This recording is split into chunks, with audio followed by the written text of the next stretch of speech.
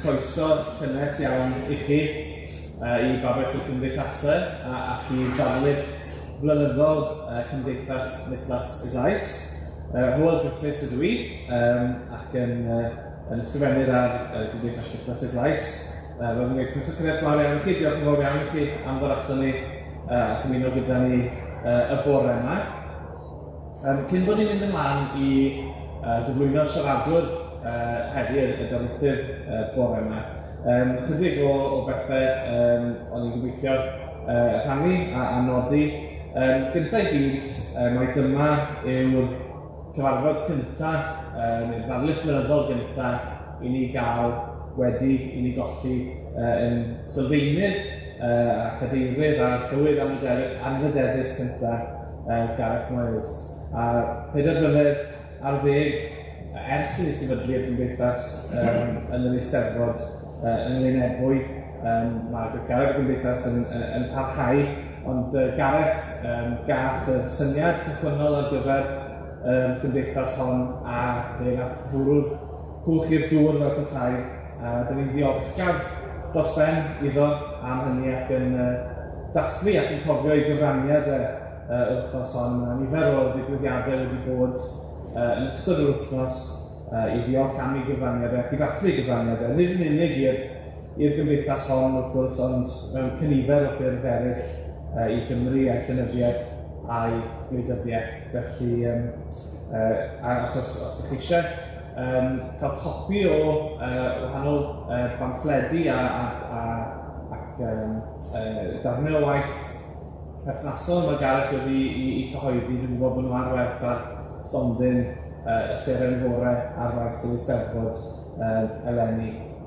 Felly diolch I Gareth am hynny. Dyn ni'n cofio'n anol iawn amdano fe yn y cyfarfod yn y cyfarfod cyntaf yma ers I ni I golli fe llynedd.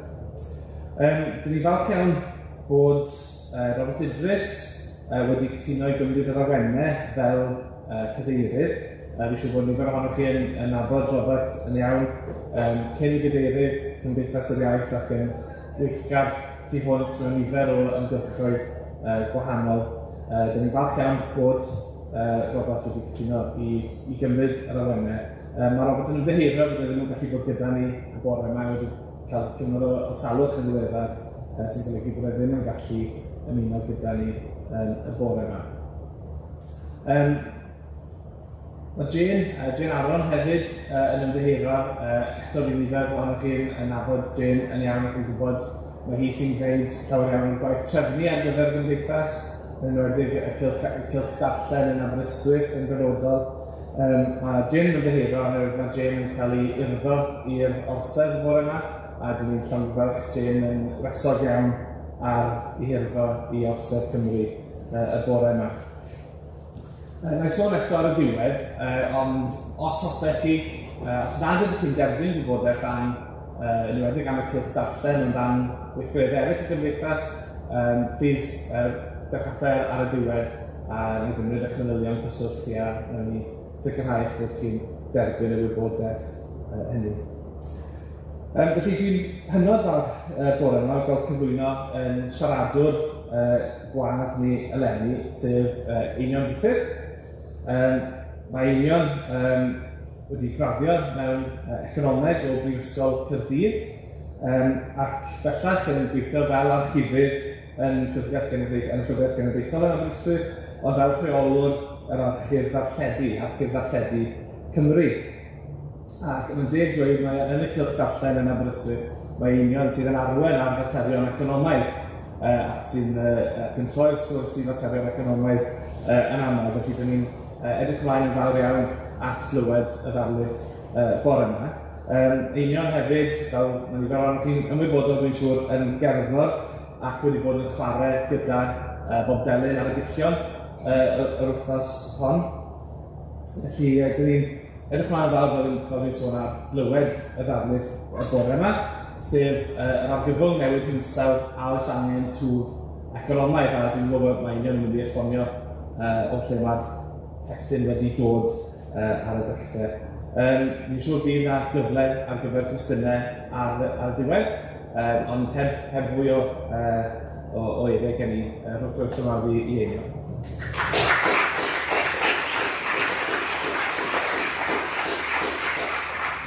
Diolch yn fawr, Hywel. A cyn dechrau, dwi eisiau ategu eiriau ni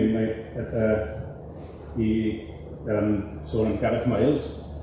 Gaethon ni digwyddiad arbennig iawn yn stoc lyfrau stori fel books neithiwr a lot o fawr dergedau i Gareth Miles a sy'n llawer allai ychwanegu. Mae un peth allai ychwanegu digwydd bod gan mod i'n gweithio yn y Llyfrau Cenedlaethol. Mae Gareth Miles yn fyw o hyd yn yr archif archedu a nath e chwarae rhan mor fawr yn hanes Cymru ac yn hanes sefydlu Ysfyrddec fel bod e'n rhan o'r arddangosfa sydd gyda ni. So, allwch chi fynd i weld Gareth Miles yn y Llyfrau Cenedlaethol unrhyw byd a gweud i gwir.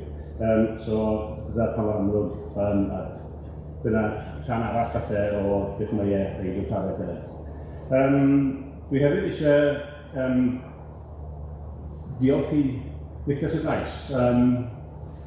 O'n i'n nabod yn dda ar un adeg, bod e wedi marw pan o'n i'n 2 oed, achos oedd yn rhaid i yn ffrindiau fawr yn Niclas y Glais, ac oedd yn mynd â fi am dro i weld Niclas. A oedd e'n wedi cael y riall bod e wedi rhoi, Niclas wedi rhoi i fi biscuits, a tro arall wedi rhoi iolet i fi. So fi'n diochgar iawn iddo fe am hynny, ac wrth gwrs fi'n diochgar iawn amdan y bythfeiriadau ar ei ôl, sef y weledigaeth a arweiniad mae wedi rhoi a cyfle i drafod pethau gyda chydig o ygwyddion a ffaith bod e wedi herio y drefn. Mae hwnna'n bwysig iawn a fi'n falch iawn o yn rhaid i allu gwneud hyn. Fi'n hefyd eisiau diolch i Cynwyl Darlith a Siaradwr gyda llaw sy'n anodd fi i gael y drafodaeth yma bore yma. A mae da fi, fel chi'n gweld, mae gyda fi 2 destyn fan hyn. Nes i ofyn y cwestiwn a oes angen rhyw economaidd. Hwna o'n i'n meddwl oedd y pwnc o'n i eisiau trafod bore yma. Ond nath Eisteddfod am reswm rhoi yn y rhaglen yr argyfwng newid hinsawdd. A dwi'n angen falle bod y cwestiwn i a oes angen rhyw economaidd mor hereticaidd a mor heriol bod nhw ddim yn gallu wynebu roed yn y rhaglen. Felly maen nhw'n rhoi rhywbeth pwysig i fewn y lle. A does dim byd pwysicach oesau na'r argyfwng newid hinsawdd. Does dim modd dadle hynny. A hefyd yn bendant mae'r cysylltiad agos iawn rhwng yr aeddau. So dwi'n hapus iawn i drafod yr argyfwng newid hinsawdd ac a oes angen twf economaidd. Ond mae fe'n heriol. Mae'n ddechrau gyda yr argyfwng newid hinsawdd. 22 Gorffennaf newydd fod oedd diwrnod poetha yn hanes y byd.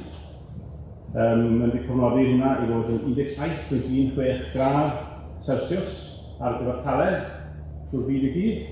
Ni wedi cael 13 o fisoedd poetha erioed, doedd yn Mehefin poetha erioed, Mai poetha erioed. Ni wedi cael 15 o fisoedd o'r fath yn y môr. Felly mae yna dueddiad eithriadol y byd yn mynd ymlaen, a mae fe yn argyfwng. Ni wedi cael rhagolygol nawr bod rhywogaethau'r byd yn diflannu, a chymod, i fi yn bersonol, fi wedi bod, sydd wedi bod lwcus i symwyliau i far groed, a oedd e'n eitha boeth. Lwcus yn mis Mai gynnar eisi, sy'n mynd yn hwy yn mis Mai, oedd e'n rhy boeth, oedd nhw yn cael heatwave, ceion o'r Acropolis, a oedd y bobl yn marw yn ddigwydd yna. Wedyn, gaethon nhw heatwave arall, oedd hwnna wedi cyrraedd 42 gradd canradd. A dyw hwnna ddim byd wrth gwrs. Yn India, maen nhw'n cael argyfwng go iawn yn barod. Dwi'n credu bod sawl lle yn India nawr yn cael dros 50 gradd. Ni'n sôn fan hyn yn tynheredd lle dyw bobl ddim yn gallu byw, dyw blanhigion ddim yn gallu byw. Mae'r byd yn cyffredinol yn dod i ben a ni'n gallu gweld e. A dwi ddim yn cymryd llawer o ddychymryd mewn gwirionedd i feddwl am falle biliwn o bobl sy'n byw chydig i'r de o Ewrop yn gwynebu y sefyllfa o byd le allan nhw yn byw. A le maen nhw'n mynd i fynd, ydyn nhw'n mynd i ddod i rhywle o i'r all y glanwyd fel lle ni'n byw. Mae hwnna yn argyfwng gwirioneddol sydd yn dod ato ni. Mae hwnna'n dod ato ni yn llawer o hint na yr argyfwng lle bod y môr yn cynhesu. Felly, dyna leddi efo yr argyfwng newid hinsawdd. A beth sy'n cael ei tipyn hefyd yw bod ni'n meddwl amdan newid hinsawdd yn hermau cost i'r economi. A dwi'n meddwl bod hwnna yn gamgymeriad ar y gwir i gwir. Mae hinsawdd yn rhywbeth rhy bwysig i gael cost yn hilchau. Dwi'n credu dyna beth yw'n mynd. Dyna pam ni'n dod ar at y cwestiwn sydd yna, a oes angen twf economaidd.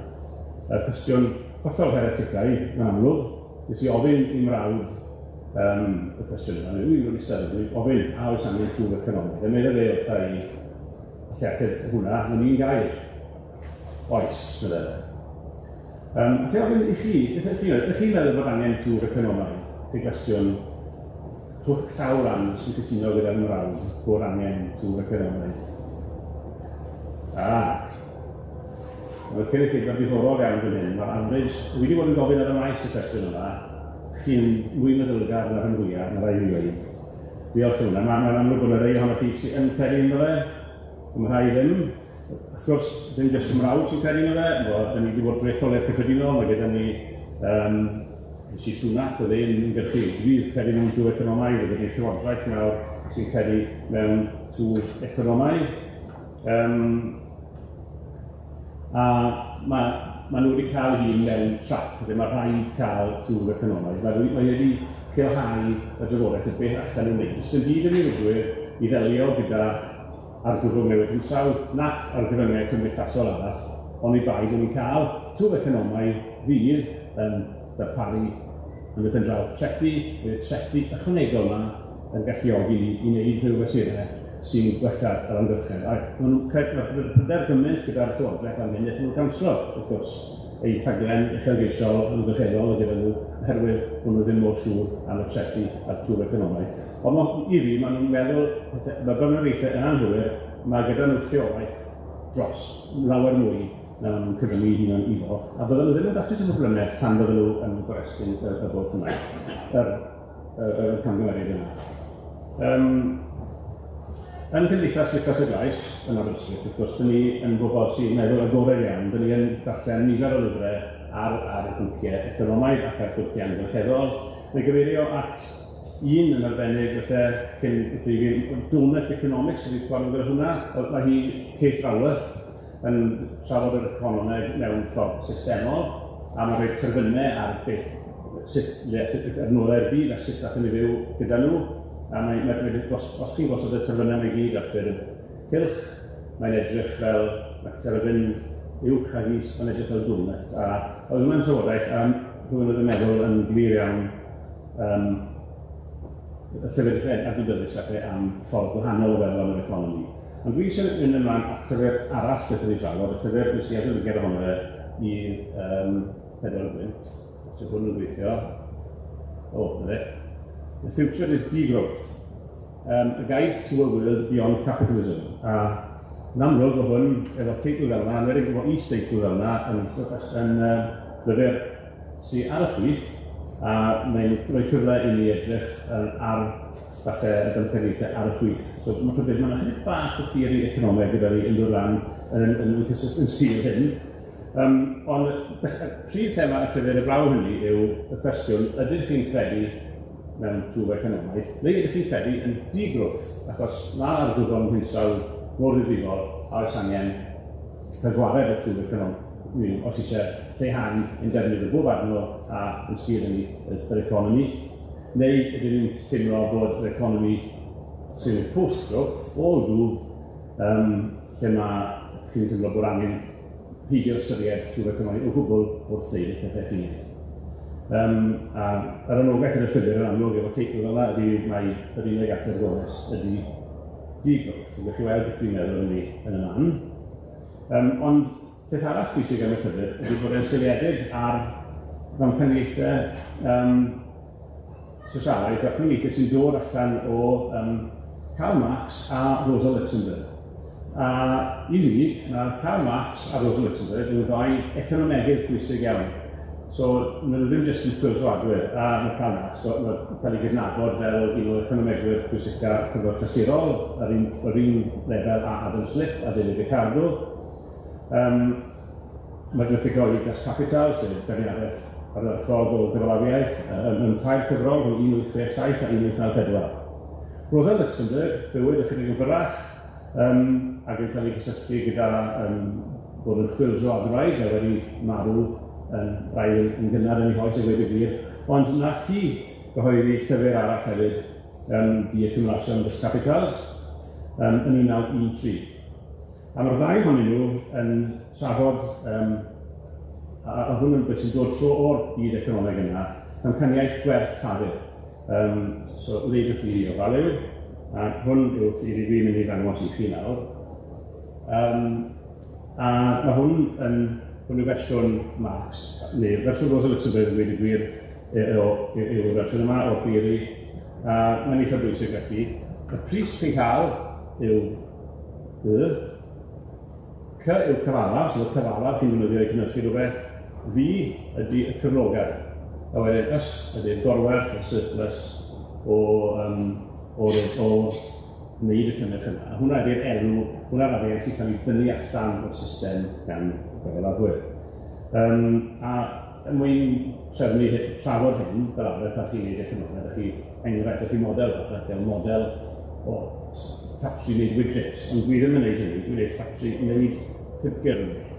So dwi'n gwneud hwnna'n digwydd. So fi dychwygwch y ffatri pibgyrn yma nawr. A gyda ffatri pibgyrn yma, mae'n ffatri eitha bach o rhaid dweud, mae gyda chi un gweithiwr, mae'n cael ei dalu, ydych chi'n gweld campynt y dydd, mae'n gallu gwneud un pibgorn y dydd. Mae'n defnyddio offer peiriant i'r pibgyrn sy'n gyfalaf, hwnna'n 20 pint, ond pris y pibgorn yw 200. Gwerthiant felly, y ffatri yma yn dyrnod ydy 200 pint, sy'n golygu bod gorwerth o 80 pint. So, cwestiwn sylfaenol, ni'n sôn yn mynd am theori gwerth llafur. Beth yw gwerth pibgorn? Ydy werth 120 o bunnau, 100 pint, falle 120, neu ydy werth y 200, y pris, y gwerthu yn dan. A dyna, mae hwn yn gwestiwn sylfaenol pwysig. Mae'r cwestiynau beth i beth yw gwerth rhywbeth yn hollol sylfaenol. Mae'r llyfrau i fi, cael ei sgwennu hwn. Dyw e ddim mor syml a mae'n rhywbeth chi'n gallu gadael ei fod. Mae'n enghraifft arall i chi. Mae'n rhaid i het fan hyn. Gwnes i hwn am €5 yn ladroedd.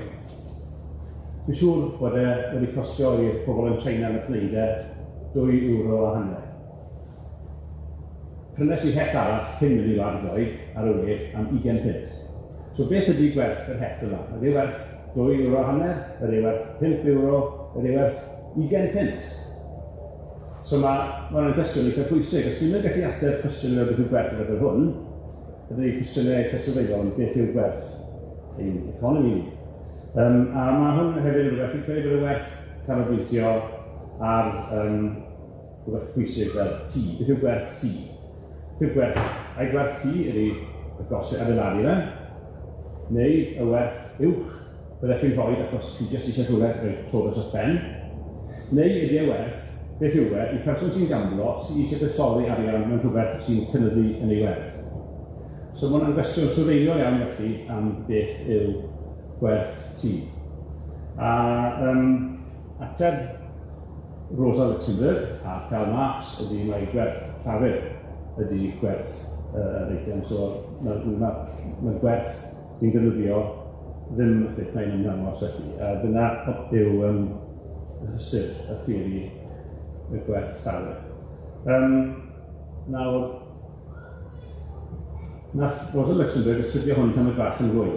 A nath hi edrych ar, hwn y llyfr nath hi sgwennu, a mae'n debyg bod hi wedi edrych ar nodiadau Karl Marx, a oedd e ddim wedi gorffen ei waith. A mae hi wedi datblygu y theori chydig bach yn pellach yn ei llyfr hi, a oedd hwnna'n beth diddorol iawn. A mae'n sgwennu i chi nawr, dwi'n credu bod y ffordd yn dod nôl, reit e. Chi gallu mesur y theori yma, yn y Karl Marx yn dweud, i'r economi gyfan. So, nawr yn golygu yr economi, incwm yr economi, ydy cyfalaf, cyflogau a gorwerth. Nawr, os ydych chi yn gwneud hwnna, does cwestiwn wedyn ydy, a oes digon o cyflogau yn yr economi i talu am yr cynnyrch sy'n cael ei gynhyrchu? A allwch chi falle gweithio ffordd rhwng gyda'r cyfalaf bod y ffatris eraill yn ei cyfalaf, fath i'n mynd i agor ond allwch chi ddim yn gweithio rhwng yr gorwedd. So, byddai cael mas yn dweud, nad oes dim, fe fydd ar y bwynt dim digon o gyflogau gyda y gweithwyr i brynu cynnyrch sy'n cael ei wneud yn y ffatris yn gweithio arnyn nhw. So, fe fydd o'r gynlyniad crisis. Fe fydd efallai gorwerth yn dod i lawr i ddim, a fydd cyfalafiaeth yn dod i ben. So dyna oedd theori Karl Marx. Ymystyniad Rosa Luxemburg ar hyn oedd dweud, a ddi sgwennu'n 1913. A ddi dweud, y dweud y gwir, mae ffordd allan o hwn, y ffordd allan ydy bod yr economi cyfalafol sy'n cael ei disgrifio yn hynna yn cymryd mantes o ardaloedd eraill sydd ddim yn gyfalafol. Felly mae yna economïau llai cyfalafol a chi'n gallu cael nhw i brynu yr cynnyrch yma a cadw enw yn ddiogel yn y ffordd yma yn yr economi. A oedd hi sgwennu hwn yn 1913 a gwrlygiadau hwnna yn amlwg oedd bod y gwledydd yn 1913, blwyddyn allweddol wrth gwrs, i fod yn sgwennu hyn, oedd gan gwledydd i gyd yn yr adreithau a oedd yr ymwrodraeth oedd y farchnad ychwanegol oedd yn gallu darparu digon o arian i'r economi cyfalafol cael ei digon o elw a pharhau i dyddi. A i Rosa Luxemburg, beth oedd yn debygol o ddigwydd oedd ar ryw bwynt bydde economi yn tyfu. Byddai'r holl fyd wedi cael ei gymryd mewn i'r adreithau i'r ffeiliau cyfalafol a wedyn bydde gyda chi crisis. So dyna ydy y theori y gweledigaeth Rosa Luxemburg. A wedyn fi'n mynd yn ôl wedyn i'r llyfr gyda ni sef Futurist Ego, a fi'n trafod y theori yma. Ydy hanfod y llyfr yna yn mynd cam ymhellach eto ac yn gweud mewn gwirionedd mae gwyfodau anghyfalafol eraill eisoes yn dod ac yn cael ei leisio arnyn nhw. Nid jyst gwledydd eraill, mae'r clodion, mae teuluoedd i gael.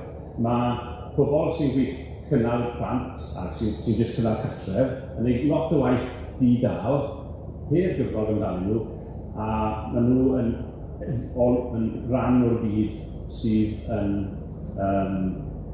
cael ei exploitio i alluogi elw i gael ei dyddiadau. So mae'r brydoedd anghyfalafol fel y cartref yn cynnal cyfalafiaeth. A gweud y gwir, yn anhygoel, mae ffigwr gyda ni ar gyfer Prydain yn dan hyn. Mae'r ONS yn casglu ffigwr amdan gwaith di-dal yn yr economi. A wnaethon nhw stori am hyn yn 2016, pan wnaethon nhw gyhoeddi bod y ffigwr yna wedi croesi 1 triliwn o bunnau. So mae hwnna'n golygu bod o bosib hanner arall o economi Prydain, falle mwy na hynny, ond yn ôl i cyfrifo nhw, mae hanner arall o economi Prydain cael ei gynnal yn di-dal gan pawb sy'n gwneud gwaith yn y tîm a amrywio swyddogaethau heb gael ei talu i gwybod amdano fe. A fydde'r economi ddim yn gweithio heb y cyfraniad yna.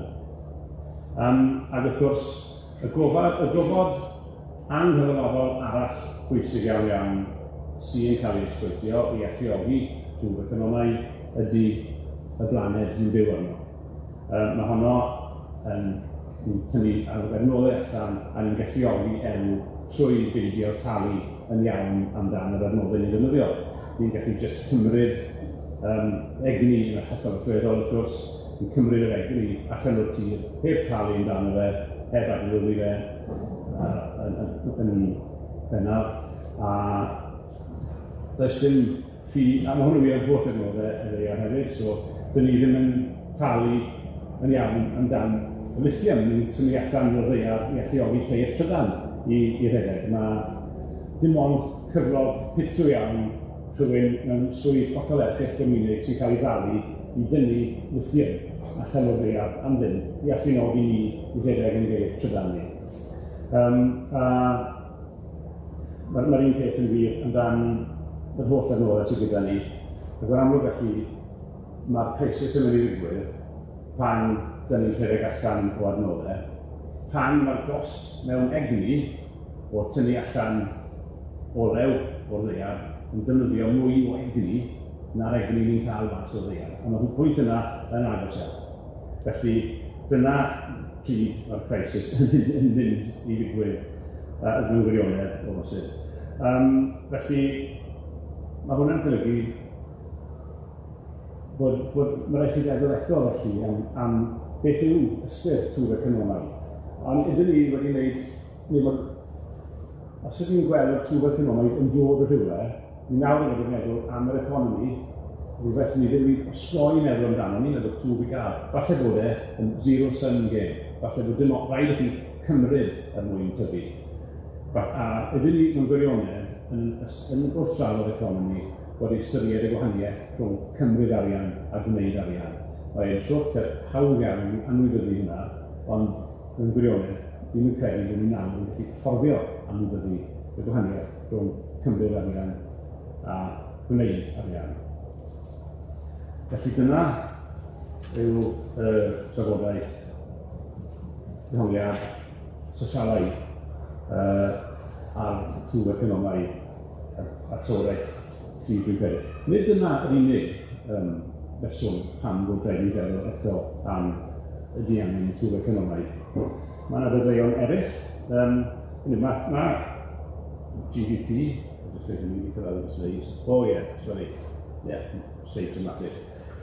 Mae GDP yn ffigwr sy'n cael ei ddefnyddio am lot o resymau. Mae'n ffigwr niwtral, mae'n cael ei safonau rhyngwladol yn perthyn iddo. Sy'n llawer o reolaeth gyda chi dros y ffigwr yma. Mae bob cwmni, pob wlad yn cyfrifo o'r debyg allan nhw, yr un math o ffigurau allan o yr un math o ffigurau allan o cyfrifo'n busnes y bethau yma i ddod i'r un math o gysgell, fel bod y ffigwr yn rhywbeth i gallu cymharu dros y byd.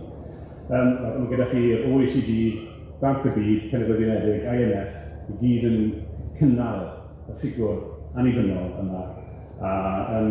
Mae wedi mynd yn rhyw fath o, mae'n ffordd da o ddweud trethi, mae wedi mynd hefyd yn rhyw fath o ffordd i bobl falle jyst sgorio llwyddiant gwlad. So fysa'r gwleidyddion yn nawr eisiau cynnal rhyw Olympics bach eu hunain, eisteddfod eu hunain, a'r pwy sy'n sgorio gorau ar y blaen, sgôr GDP yma fel rhyw fesur llwyddiant.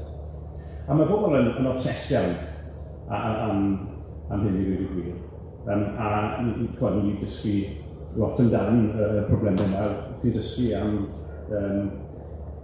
GDP, o'n i'n dysgu amdano fe yn Brifysgol Caerdydd.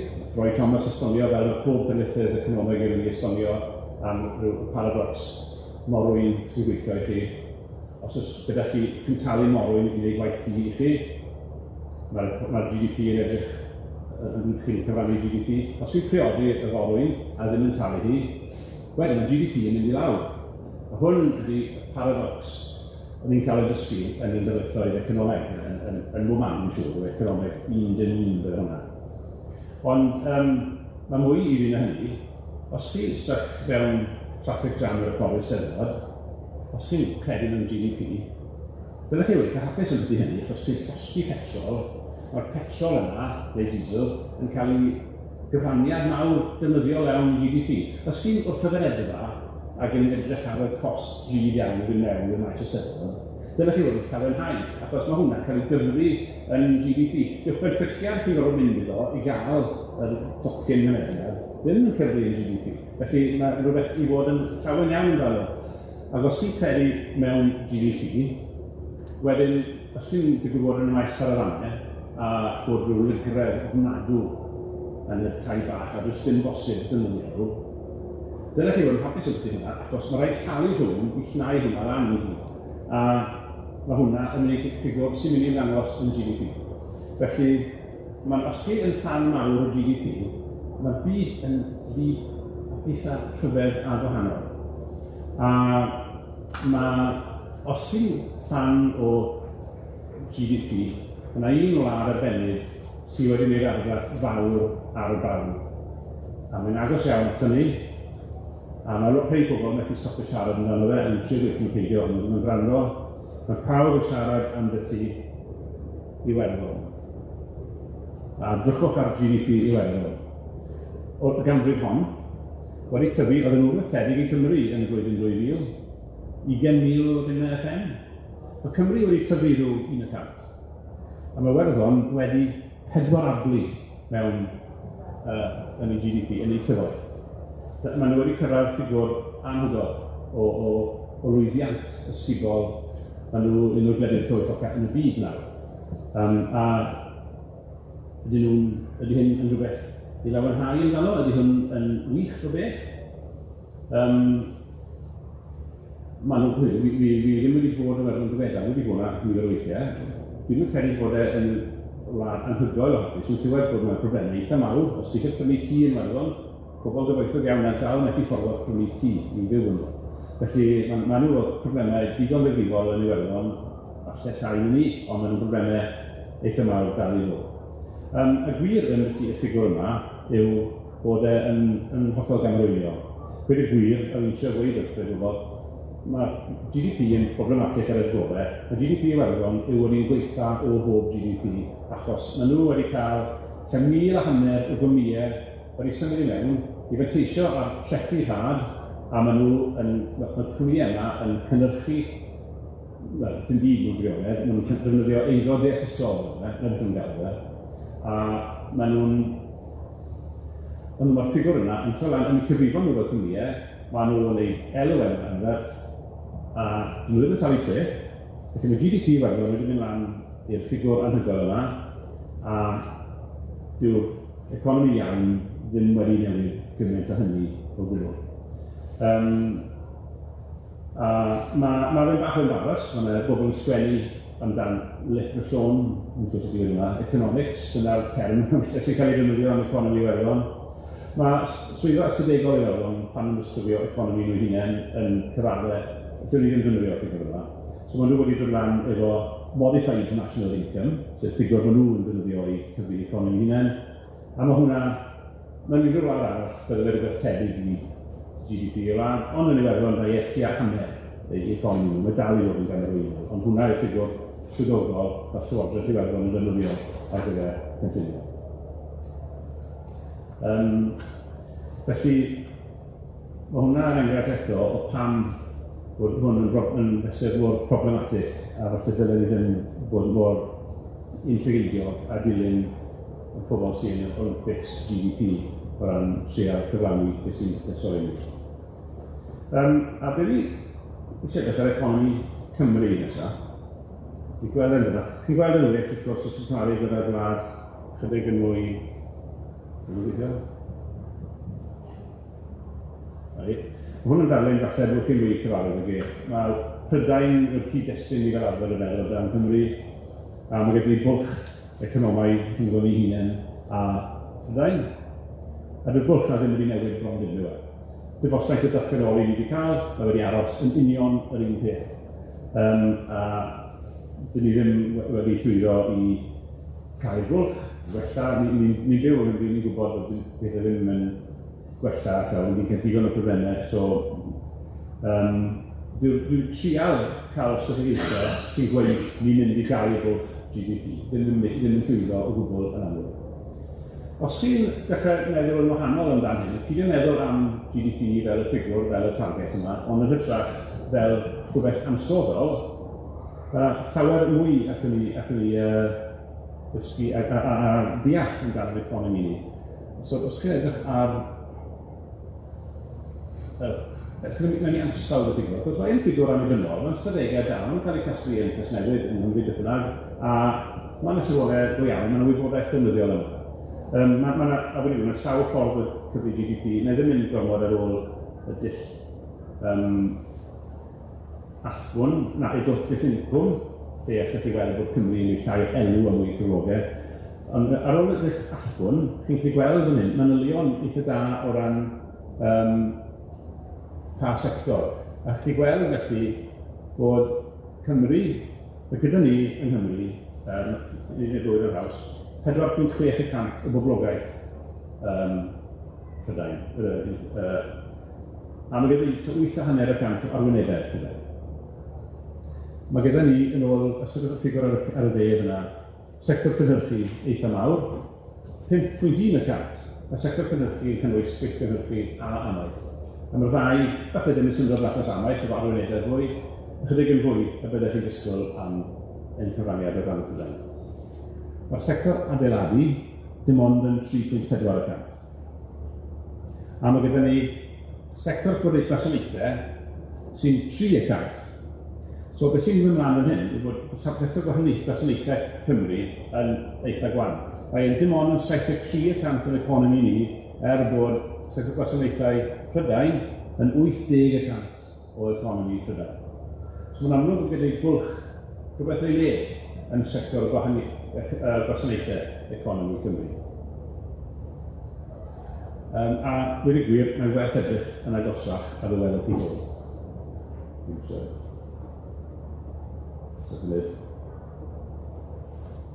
O, falle bod chi gweld, sleid na ddim yn hawdd i weld, falle, so yn hiriario hynna. Ond naill ei ddarllen allan ychydig o beth dwi'n weld. So mae gyda ni sectorau gwasanaethau fel trefnidiaeth a storio. Cofiwch trefnidiaeth, mae Cymru arwynebedd mwy neitha. Ond dim ond 2.8% o'n economi Prydain sydd gyda ni yn y sector yna. Gwybodaeth a chyfathrebu, IT, 1.5%. Ysfyriant ac arian, 2.3%, so mae hwnna'n fach, ac eto ni'n gwybod bod ysfyriant yn fawr, sy'n golygu bod gweddill y sector ariannol yn fach iawn, sy'n banciau yn digwydd yn Nghymru. Wedyn mae gyda chi gweithgareddau eiddo tirol, mae gyda chi gwasanaethau proffesiynol, 1.6%. Gwasanaethau gwynyddol a chynodol, so gwasanaethau 2.1% yna. A hefyd, hyd yn oed, pethau lle ni'n gwneud yn bach yn wyth, fel celf adloniant a hamdden, dim ond 3% economi Prydain sydd gyda ni. Felly, ni'n sôn fan hyn am y sectorau sydd yn rheoli'r economi. A maen nhw yn llawer rhy wan. Rhain sy'n rheoli'r economi ni, rhain sy'n dangos i ni pam bod ni ddim gyfraith dros yn economi ni, rhain sydd yn siŵr o fod yn golygu bod ni ble ydyn ni. A mae hefyd yn dangos, mae gen i detholiad anffafriol o sectorau yn yr economi ni. A yn amlwg, mae'n rhesymau digon amlwg eitha clir yn hyn, os gyda ni ddim sector cyfalafol, ni ddim yn creu cyfalafol yn Nghymru, a os ydy'r ffaith ddim llywodraeth digon cryf i wneud rhywbeth o dynau, achos gallai llywodraeth penderfynol wneud gwahaniaeth mewn sectorau a dewis pethau i newid, ond dydyn nhw ddim, dyn ni'n gwybod fel yma yn llywodraeth ni, a dyn nhw ddim wedi cymryd y cyfrifoldeb dwi'n credu, dylai rannu, dylai nhw sgwyddo i wella economi ni. Felly, beth yn rhywbeth yna ydy bod ansawdd y wybodaeth GDP ni yn llawer mwy diddorol a ddefnyddiol na jyst y ffigwr GDP ni'n trial ffocysu arno am twf economaidd. So, gobeithio bod hwnna felly'n enghraifft arall o pan bod gyda ni bod angen meddwl eto am oes angen twf economaidd. A nawr, wrth gwrs, o'n cwestiwn mwyaf bwysig, yn mynd yn ôl at y cwestiwn mwyaf bwysig, a oes beth yw ansawdd yr economi yn termau yr amgylchedd sydd gyda ni, ydy hwnna yn gwirionedd yn broblem ofnadwy yn dan y twf economaidd yma pawb yn gweud, a wrth gwrs, mae'n jyst dangos yn rhaid arall o'r dystiolaeth sydd gyda ni, bod mae'n amhosib fel y sleid yna, fi'n gwybod y sleid gan International Geosphere Biosphere Programme, so pobl, mae'na llwythi os ydy tebyg i hyn. Mae hwn yn un eitha da, achos yn dangos y twf o ar y chwith, yn dangos ffactorau amgylcheddol ni'n defnyddio yn y byd, so peth yna carbon dioxide, faint o carbon dioxide sydd gyda ni, faint o methane, sy'n heredd, faint o pysgol sy'n cael ei dal, lot o ffactorau amgylcheddol sydd wedi cynyddu ers rhwng 1700 a 1900. A chi'n gweld ar y ffactorau dynol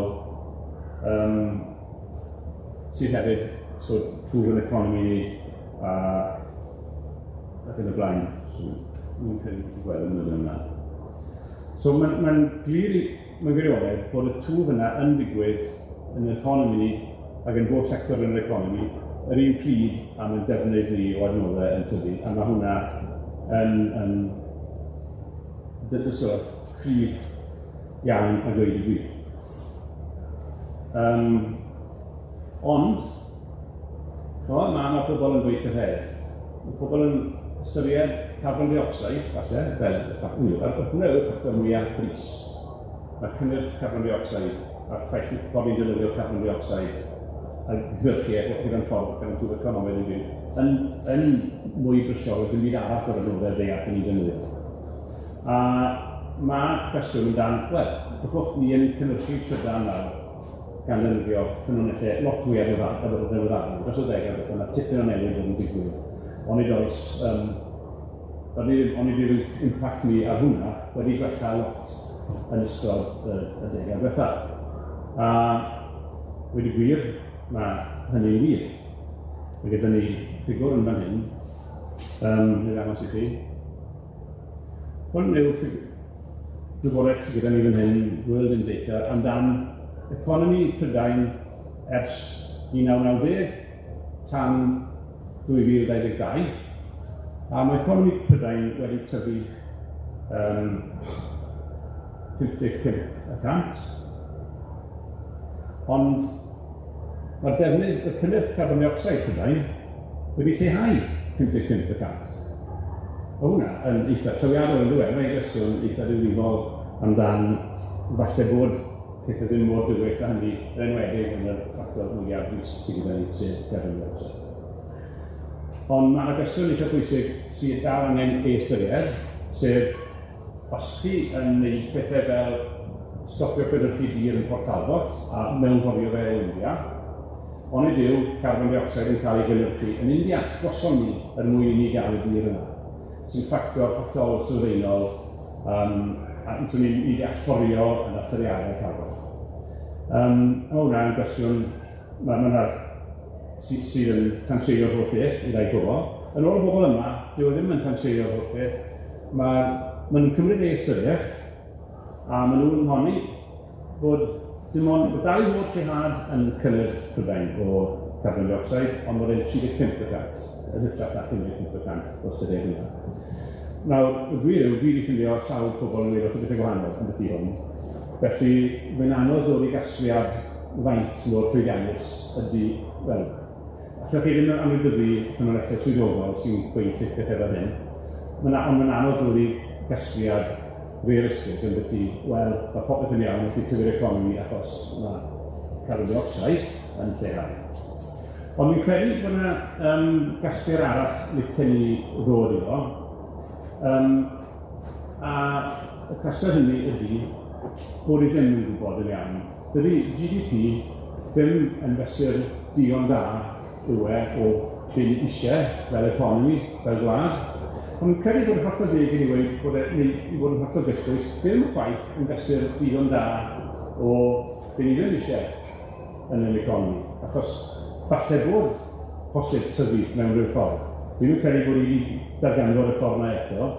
Bydd e ddim yn fydd yn ysgol, gyda lot fawr o ofal, a lot fawr o sylwi ansawdd yn y economi. Falle bod rhyw ffordd o leidio. So chi'n gweld o fi nawr yn cwmpo mewn i'r categori all do. Dwi'n meddwl bod angen stopio siarad am twf economaidd. A er bod fi wedi gofyn y cwestiwn am twf economaidd, dwi'n meddwl falle bod e yn bwnt. Ni angen bod yn lot mwy gofalus amdano fe a siarad amdano fe'n ffordd llawer mwy sophisticated. Beth yn trio dweud, mae gyda ni fan hyn lywodraeth sydd wedi creu mission economy nawr, a mae missions cenedlaethau, cynhadaeth llywodraeth ni ynddo ydy tyfu economi Prydain. Dyna beth maen nhw'n mynd i wneud, dyna sydd gyda nhw mission i wneud. Ond mewn gwirionedd, does gyda ni ddim, mae'n anrheolol, does gyda ni ddim digon o reolaeth dros GDP i wneud e'n target, ac ni ddim bod yn bendant be ni'n wneud yn cyflawni y target yna. A chwaith, dyw ddim yn fesur digon da o outcome, o allwn, ein garedd i fod yn amcan gwirioneddol i mission. Dim jyst fi sy'n gweud hyn.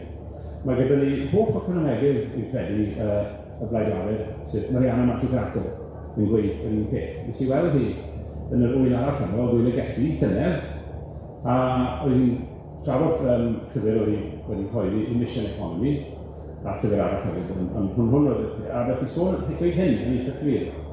Roedd gweld o'r Blaid Lafur wedi darllen eitha clawr ei llyfr ni am beth Emission Economy, ond oedd ddim yn siŵr iawn sy'n wedi edrych i mewn iddo fe. Felly, nath i weid hwnna llynedd yn y gellu, a nes i wrando'r podcast oedd i enno wythnos yn ôl, a oedd i gweud rhywbeth tebyg. Dydy just trwy economaidd, ddim yn arweiniad digon clir i unrhyw polisi. Mae rhaid i ddechrau agos iawn gyda'r ansawdd y tŵ, a mae'n rhaid i chi feddwl beth eisiau cyfrannu go iawn, nid trwy economaidd, dylai fod eich mission chi. A mae'r brwydr yn erbyn GDP yn rhywbeth arall. Mae pobl yn edrych yn agos yma. Comisiywn Ewropeaidd a Stiglitz a Sarkozy yn Gruffudd wedi arwen yn oedd hwn dros eiliad yn ôl yn ymgyrch trio symud i ffwrdd o'r GDP. So mae hi'n dod papur enfawr gyda nhw yn y Comisiywn Ewropeaidd ar trio cael mesurau eraill i fesur beth sy'n llesol yn hytrach am GDP. Ond dwi'n siŵr rhaid yn llesol yw. Beth sy'n poeni fi wylid yn byd yw bod y frwydr sylweddieithol amdan hyn wedi ei golli. Mae y holl fyd yn siarad amdan GDP dal i ddod, dyn nhw ddim yn meddwl am beth sy'n bwysig, a mae beth yw tan nhw'n dod i meddwl i neithiwr, a does ddim gair Cymraeg amdan dynnu'n down. Felly, dyna beth ydy trafod yn yr economi, trafod yn GDP, dynnu'n down yw e. Mae yn ysgoi trafodaeth gwirioneddol, mae'n transeinio trafodaeth am bethau pwysicach na just yr economi ffigwr yma. Felly, dyna yw'r casgliad dwi'n dod i. So, fi'n gwybod sydd wedi cael gweithio chi i beidio credu mewn twf economaidd, ond mae'n brwydr fi'n credu sy'n mynd i barhau am lawer yn hirach. Ond, dwi'n ei roed yn termau eisteddfodol i Olympics, nid ennill yw'r popeth, cymryd rhan, goroesi a herio yw'r beth sy'n bwysig, a dyna beth yn ei wneud, a dyna beth yn ei wneud parhau i wneud. So, dyna ni, diolch. So, dwi'n hapus i gael cwestiynau.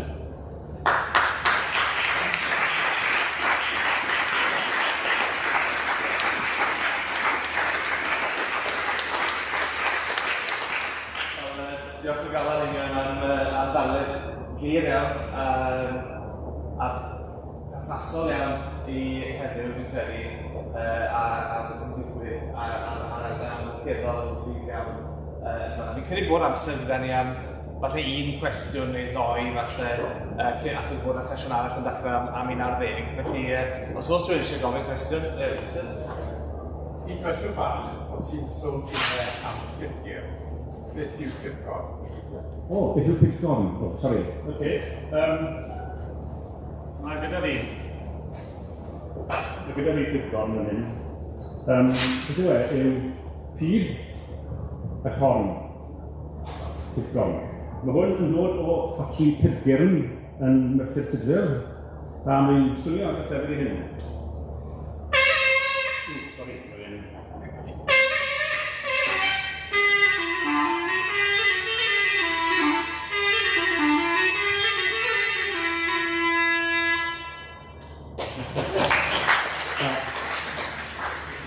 Dyna ydy'r pipgon.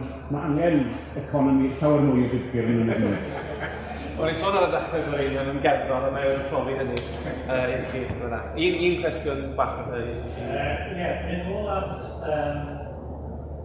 y graff o'r chi o ran GDP diweddol. O ie. Ond yw'n hyd yn oed i gymryd e mewn gyda newid hinsawdd. A dwi'n hyd yn oed yn fwy gamarweiniol gan bod diweddol ddim unrhyw le o ran cynhyrchu yn amgen. Does dim bron dim byd yn nhw. Dwi'n ond yn ddiweddar, wnaeth nhw'n stopio llosgi mawn ar gyfer wneud hynny hyn. Does dim melynau gwynt yn nhw, does dim am ryw reswm, maen nhw beth tu ôl i popeth o ran hynny, ac felly dwi'n mynd mewn gyda hinsawdd, newid hinsawdd, mae gwahaniaeth mawr yna. Beth maen nhw'n neud gyda'r gwahaniaeth mawr yna, os wedyn droi o bobl, os nad yw'n meddwl bod nhw'n dod i fewn mewn rhywbeth felly. Ie, fi'n cytuno'n llwyr. So bydde Darlith, hwn gefnyn o economi Prydain. Mae lot o wledydd gorllewinol datblygedig efo grantedig, ond bydde'n werfan yn hollol wahanol. Ac eto, y twf economaidd nhw yn mynd i guddio hwnna, achos oedd economi nhw yn tyfu gymaint, mae, falle, yn ymwangos tyfu gymaint, falle, twf parhad i gynnal lefel uchel o alluriadau, ddim yn edrych mor wael i economi werfon, a dylai fe. Fi'n credu na'r byddwn ni'n gweud o'r pwynt yna, ynddo. So mae'r twf economaidd yn cuddio problem sylfaenol iawn, wath yn Werddon, nad sydd gyda ni Nghymru i rywun. Diolch yn fawr iawn. Ceri, sori, bydd fall... Os ydw'n cwestiwn byr? Sori. Ydy Llywodraeth Cymru wedi mynd yn ôl trwy'n barod oherwydd Future Generations Act, y Wellbeing Act, hynny'n ystyried sustainability or environment, cultural, yn y gysylltu? Ydy, da iawn, ydy, mae hwnna, mae Llywodraeth Cymru yn cymryd rhan yn y drafodaeth am fesurau eraill i draw GDP yn union trwy ei deddf cenedlaethau'r dyfodol. So mae'n chwarae rhan adeiladol a blaengar yn y drafodaeth yna, ond beth yn wneud yn termau ymarferol, fi'n credu bod hwnna'n gwestiwn mwy cymhleth ar ran sut maen nhw'n defnyddio'r deddf. Fi'n credu bod hwnna'n rhywbeth fi'n mynd i weld yn digwydd dros y blynyddoedd nesaf, mae'n rhan o'r flwyddyn yn ffordd yn diwedd. Ond mae un agwedd o weithgar o'r ffordd, yn sicr lle mae'n gyfraniad positif ar hwnna ydy. Diolch o'r cwestiwn yna. Ie, mae hwnna'n bwysig i ddod. Diolch yn fawr iawn o'r cwestiwn. Fi'n credu bydd rhaid ni dynnu'r sesiwn i ben yn fan'na, tegwch i'r sesiwn nesaf. Felly, diolch, ond falle bydd Einion yn fod yn parhau ar ddywodaeth tu fas, falle. Ond diolch yn fawr iawn i chi gyd am ddod i'r effecto, a gobeithio mwynhewch chi weddill yr Eisteddfod. Dim ond i ddweud, os ydych chi eisiau derbyn mwy o wybodaeth, dewch ata i tu allan yna gymryd eich manylion chi am Gymdeithas Niclas y Glais, ond i orffen, allwn ni ddiolch unwaith eto i Einion am ddarlith mor hiawd o gwybodau.